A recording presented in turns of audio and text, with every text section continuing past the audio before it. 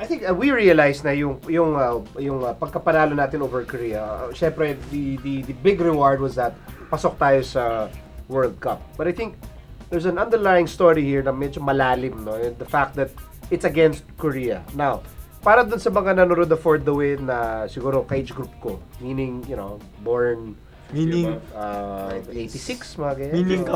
Meaning kabatch nila siya ng Magellan. na may not be too familiar with our long-running history with Korea in mga FIBA Asia, I think Asian Games. Even from your generation to our generation. Yeah, okay, whatever. So how do you explain it sa mga bata na fans? All we know, pagka major Asian competition, last year in the Jones Cup, we beat Korea, pero that was the Jones Cup. This is the top Asian level. These are the FIBA Asia Championships. Ano yan, Asian Games, FIBA Asia Championships. Yan yung talagang top Asian basketball na. Pagdating sa level na to, all we've ever known was to lose to Korea. Pagka Korea kalaban, alam na natin. At dikit. At dikit tayo, natatalo pa. Palagi yan, either mabibitin yung comeback or lamang tapos mababalikan. And that's all we've ever seen. Kaya talagang nung Saturday night, I don't think anybody actually knew what was going on. Bago sa ating lahat eh. It was a brand new experience for everybody na on this level of basketball, na dikdikang laban, tinalo natin.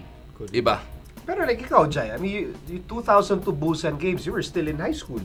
2002 ba yun? Okay, 2002. So, ano pa yun? Centennial team pa yun eh. Hindi. 98 yun. Yung 2002, supposedly, ang lakas na nun team na yun. Bata pa ako nun. Kaya nga. But, so how bata pa rin ako ngayon. Kaya nga.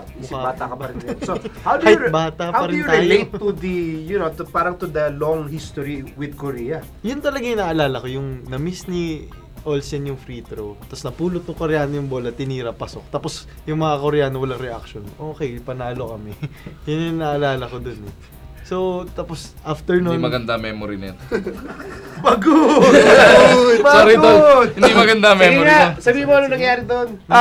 We were down 10. Olsen Racela, sunod-sunod.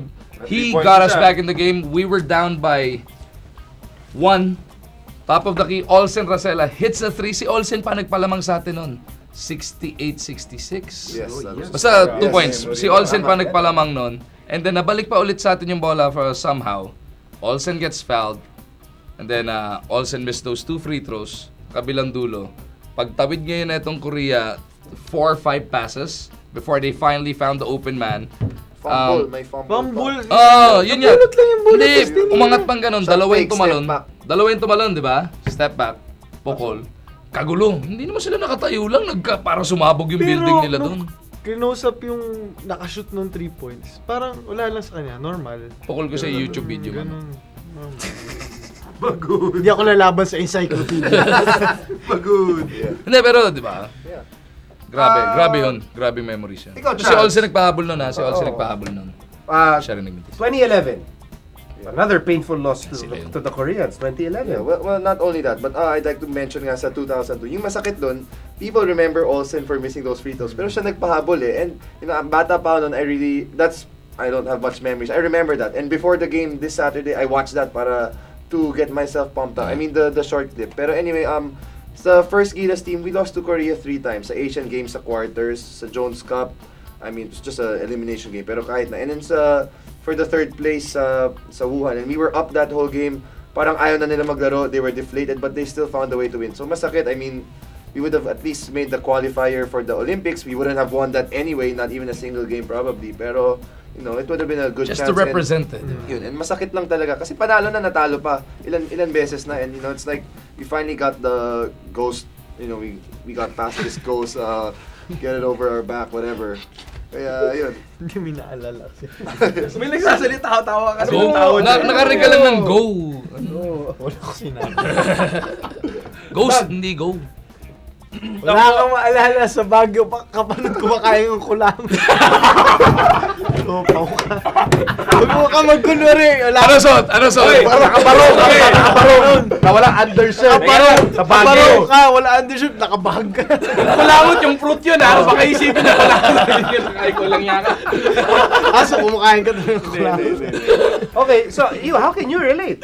Me, I did not know the history of the Korea Kaya nga, Philippines game. exactly. So there was an article that was posted and I read it online. And it was basically the history of Philippines and Korea and the heartbreak that Korea has caused the Philippines. And that's why I exerted all my efforts to try and get tickets kasi this guy wouldn't get me any tickets. Ay, So, Sino binigyan? May kasama na alam ko, sabi ko nga gusto nga kita kasama kaya nakita Gusto ko mong kasama, sa gusto. mga highlights may ibang kasama. So okay lang. But he offered me tickets for the Sayang, game. Anyway, sayang hindi ka naka-go dun sa game, ha? Oo nga. Sayang. No Anyway. go daw siya, no go. so yeah, I read about the history and the heartbreak that this team has caused Philippines, and I was glad I was there. And it was such a big game for us to beat Korea. And you know, you could say that there are rival tormentors talaga. And these games were close games, a lot of them, and games that actually mattered, di ba?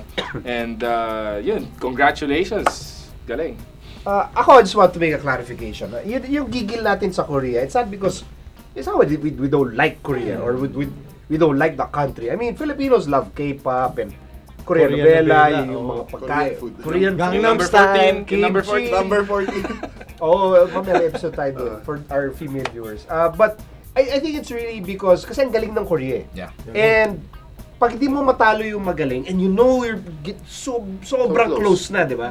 Several opportunities to do it. Siyempre magigigil ka, and then when you finally do it against, you know, a basketball Asian powerhouse, masarap. It's just it's so satisfying. I mean, it just you and the emotions will just naturally flow out. Pati kasi pag tinignan mo yung mga Koreans, parang hindi pa si Minggu. Oo nga eh. Honestly, yung pangalan ng Kim. Minggu. Kim Minggu. Payatot na parang Pag tinignan mo, Tayo kasi tingnan sa sarili natin, tayo mukhang baller. tingin na. Oo, pati diba? Mali Sa mo, Korea. agree. Oo, diba? Agree. Sa Korea, hindi naman ganun kasikat yung basketball as much as we love Hindi kaya basketball. masakit eh, di ba? Kaya masakit eh. Pero magaling sila eh. So, Magaling talaga. But honestly, you know, I felt it was coming that we'd actually beat them. As even si Coach Raiko, you know, people were saying, swerte tayo, Kazakhstan lang kalaban. But he said, you know, if we played that way against China, we beat them too. And when people were asking, what are our chances against Korea?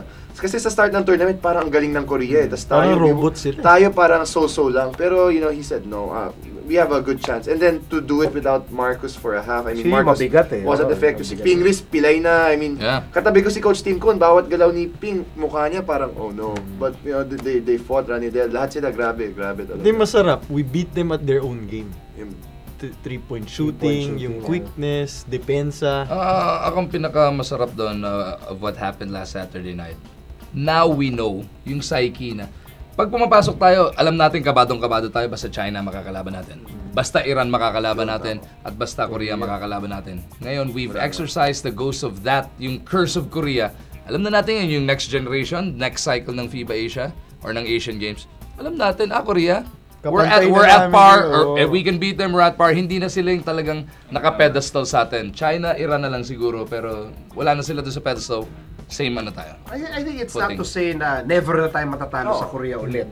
But yun nga, sabi nga ni Magu, malaking bagay that when we face them again, wala na yung stigma, trauma na parang, hindi naman tayo kahit talunin to, iyak na naman tayo dito. Diba? So, that's huge when we, yun nga, paglalaban na tayo ulit in the next few You know it's gonna be a good game again. Yeah, exactly. So again, winning over Korea, emotionally, huge to para sa ating lahat. So great job by our team.